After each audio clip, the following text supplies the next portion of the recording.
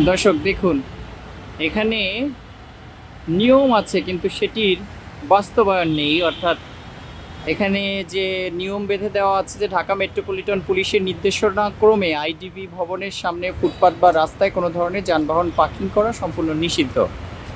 অথচ এখানে আমরা দেখছি যে অসংখ্য যানবাহন কিন্তু পার্কিং করে রাখা হয়েছে।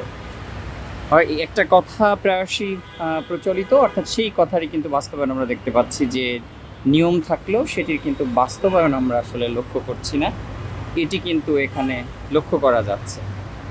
সুতরাং এখানকার যে সার্বিক পরিস্থিতি সেটি আপনারা কিন্তু এই মুহূর্তে দেখতে পাচ্ছেন, এবং এখানে অসংখ্য গাড়ি কিন্তু পার্কিং করে রাখা হয়েছে। আসলে এ বিষয়ে কর্তৃপক্ষের অবস্থান কী বা তারা কেন এই নীতিমালা বাস্তবায়ন করছে না সেটি কিন্তু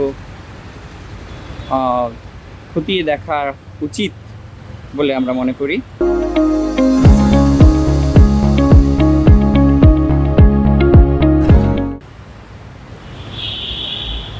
এভাবে যদি শুধুমাত্র কাগজে কলমে নীতিমালা থাকবে কিন্তু সেটির বাস্তবায়ন হবে না, এটি কিন্তু ট্রাফিক ব্যবস্থাপনা থেকে শুরু করে এই যে ফুটওয়েগুলো রয়েছে বা এখানে যে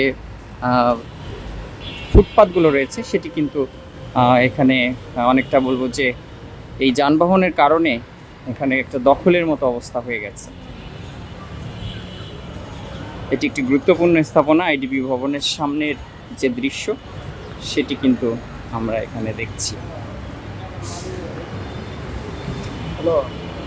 এখানেও বরাবরের মতো লেখা আছে যে ঢাকা মেট্রোপলিটন পুলিশের নির্দেশনা ক্রমে আইডিবি ভবনের সামনে ফুটপাত বা রাস্তায় যে কোনো ধরনের যানবাহন পার্কিং করা সম্পূর্ণ নিষেধ। অথচ এখানে কিন্তু দেখেন যে অসংখ্য যানবাহন কিন্তু পার্কিং করে রাখা হয়েছে। এটিও কিন্তু একদম মেট্রো রেল সংলগ্ন, এটা কিন্তু একটা ফুটপাত।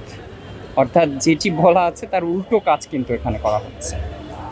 নিয়ম থাকলেও সেই নিয়মের যে বাস্তবায়ন সেটি কিন্তু এখানে লক্ষণীয় বা লক্ষ্য করা যাচ্ছে না। এই হচ্ছে সার্বিক এখানকার অবস্থা।